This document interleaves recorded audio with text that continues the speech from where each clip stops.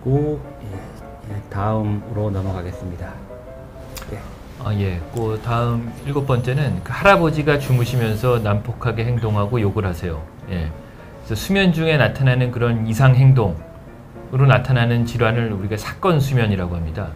근데 이제 수면이 크게 나누면은 그 렘 수면과 비렘 수면으로 나눌 수가 있거든요. 그 렘이 그 빠른 안구 운동, 그 자면서 눈이 이제 빠르게 움직이는 그 시기를 렘 수면이라고 하고, 그게 없는 시기를 이제 비렘 수면인데, 어느 때 이제 나타나는 그런 이상 행동이냐 따라서 이렇게 좀 나눌 수가 있습니다.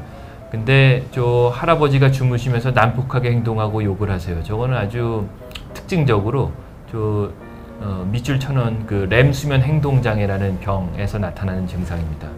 그래서 이것도 비교적 이제 드문 질환인데요. 이제 나이 드신, 특히 이제 한 60세 이상의 남성분들에서 더 자주 나타나고, 자면서 저렇게 그 꿈꾸는 내용이 이제 겉으로 이제 표출되는, 근데 꿈도 보통 뭐 싸우거나 뭐 도망치거나 이런 꿈과 관련돼 있기 때문에 뭐 발길질하고 이제 주먹질하는 그런 이제 이상 행동을 이제 보여주게 되겠고, 그러면서 이제 뭐 노래도 부르고 이제 소리도 치고 이제 욕도 하고 이런 식의 이제 심한 잠꼬대가 이제 동반돼서 나타납니다. 예, 주로 몇 살 때 주로 이렇게 생기나요? 예, 그래서 이제 60세 이상의 이제 고령에서 이제 주로 생기고요. 젊은 나이에서는 잘 생기지 않습니다.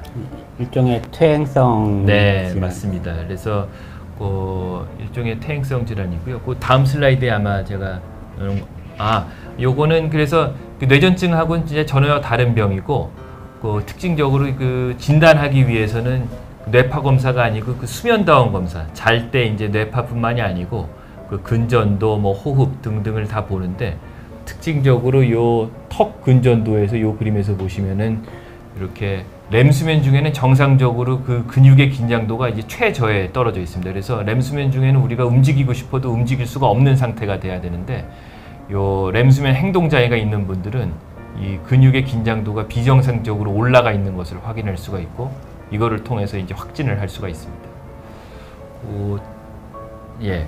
그래서 이제 많은 연구를 통해서 알려진 게, 이제 단순히 수면 질환이 아니고 그 신경 퇴행 질환이 이제 시작하는 그런 전구 단계다라는 게 알려져 있고요. 대표적으로 이제 파킨슨병, 그리고 루이 소체 치매, 다계통 위축증이라는 그 병의 어떤 한 그룹의 일부로 이제 전구 단계로 생각이 되고 있습니다. 실제로 이 환자들이 나중에, 지금은 수면 장애만 있지만 한 5년, 10년 지나게 되면 거의 대부분, 열의 한 8, 9에서는 저 말씀드렸던 파킨슨병이라던가 치매 등이 이제 나타날 수 있다는 것이 알려져 있습니다. 그래서 일종의 이제 퇴행성 질환의 일환으로서 좀 주의가 필요한 그런 병이 되겠습니다.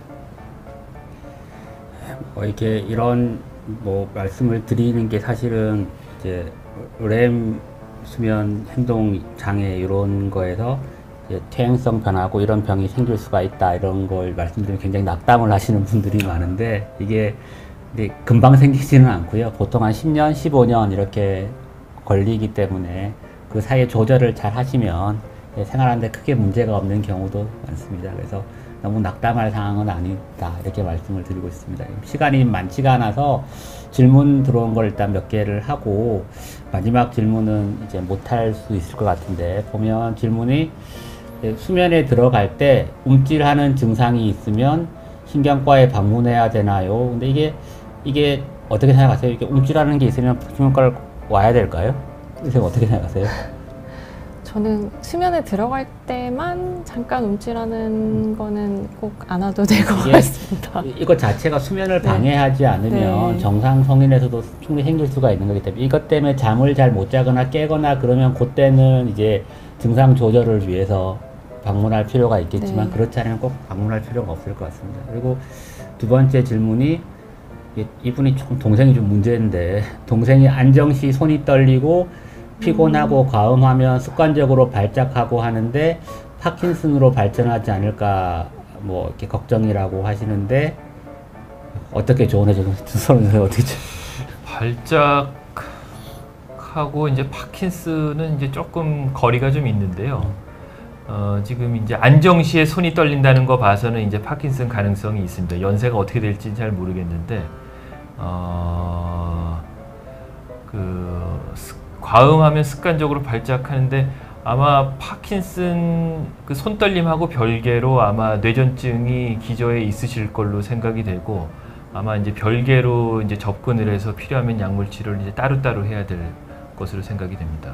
이럴 수 있게 과음을 많이 하시는 분이니까 알코올 위드드롤로, 그러니까 술 금단 증상으로 손이 떨리고 그런 거일 수도 있겠습니다. 예. 요 병력만 가지고는 정확하게 이렇게 조언을 해드리기가 힘들어서 네. 신경과 선생님 한번 뵙는 것이 좋지 않을까 생각이 됩니다. 그리고 뇌전, 뇌간 단어 차이가 있냐는데, 요거는 뇌전증의 이제 뇌전이고, 뇌간은 이제 소위 말해 숨골이죠. 이제 뇌에 있는 이제 숨 쉬고 뭐 심장 뛰고 아니면 이제 저기 앞에 뇌신경을 하는 그쪽이라서, 뇌간이라는 것은 뇌의 이제 한 부분을 얘기를 하는 거라서 차이가 있겠습니다. 시간이 얼마 안 남았는데 마지막 질문을 하는 걸로 하겠습니다. 네. 네. 마지막 질문은 잠을 조금 잔 다음 날은 손이 자꾸 움찔거려 빗질이 힘들어서 온 18세 여자 환자고, 수개월 전부터 깜짝 놀라 있는 것처럼 손을 움찔거리고, 이를 닦다가 움찔거리다가 칫솔을 떨어뜨리거나 머리를 빗다가 빗을 떨어뜨리는 증상으로 왔고, 움찔거림은 잠을 밤에 못 자면 아침에 이제 주로 자주 발생을 해서 내원한 환자입니다. 사실 저는 뭐 이렇게만 해서 온 분들은 사실 거의 못 봤고, 이런 증상이 이제 물어보면 있었고, 실제로는 뭐 경련 증상이 있고 나서 이런 일들을 물어봤을 때 있었던 이제 환자였습니다. 그래서 특징적으로 그 청소년기 근간대 뇌전증의 경우에 잠을 잘 못 자고 아침에 이제 일어났을 때 물건을 이제 놓치는 그런 정도의 근간대성 경련이 생길 수가 있고, 그런 일들이 있는 경우에는 뇌파를 찍어서 이제 특징적인 뇌파 소견을 확인을 해볼 수가 있겠습니다. 그 외에 뭐 약물 유발이나 신장 기능 장애로 생기는 이런 이상들은 뭐 아침에만 보통은 생기지 않겠고, 이런 움찔거리는 증상이 지속적으로 발생을 할 수가 있기 때문에 조금 뭐 구별이 되는 거지만, 그래도 이제 같이 이제 생각을 해볼 수가 있어서 둘 다 이제 적어봤습니다. 네, 주로 잠을 적게 잔 다음 날 아침인데 이제 한 18살 뭐 이런 경우에는 경련일 확률이 훨씬 더 높을 것 같습니다. 그래서 이런 경우에는 의사랑 상담을 하는 것이 좋겠습니다. 그래서 네, 질문은 여기고, 시간이 한 1분 정도 남았는데, 수면장애가 지속되면 뇌전증에 영향을 많이 주나요? 어떤가요? 홍 선생님, 어떤가요? 그러니까 뇌전증 병이 없는 사람한테서 뭐 수면장애가 있다고 그게 발작하는 경우는 극히 드물죠. 근데 이제 뇌전증 환자분들은 그 수면 박탈, 이제 수면 부족의 이제 영향이 있기 때문에 이제 수면 시간이 이제 크게 이제 제한이 된다거나, 아니면 그 낮에 또 이제 피로하고 이제 졸리고 그런 주간 기능 장애를 유발할 정도의 이제 수면 장애가 있다 그러면 그 뇌전증 발작 조절하는데도 악영향이 있습니다. 그래서 같이 좀 조절이 필요하고, 그 뇌전증 약의 이제 대표적인 부작용 중에 하나가 이제 졸림이 있거든요. 그래서 이제 역으로 이용을 해서 이제 수면 장애, 불면증 있는 분들은 그런 약을 이제 오히려 이제 효과적으로 사용해 볼 수가 있겠습니다. 수면 장애 자체가 뇌전증을 생기게 하지는 않을 것 않죠. 같아요. 예. 네, 뭐 질문을 일단은 저희가 거의 대답을 했고요. 시간이 이제 돼서 오늘 준비한 내용은 여기까지 하겠습니다. 다음에도 혹시 기회가 되면 또 다른 청취하시는 분들이 관심을 가질 만한 주제로 준비를 해보겠습니다.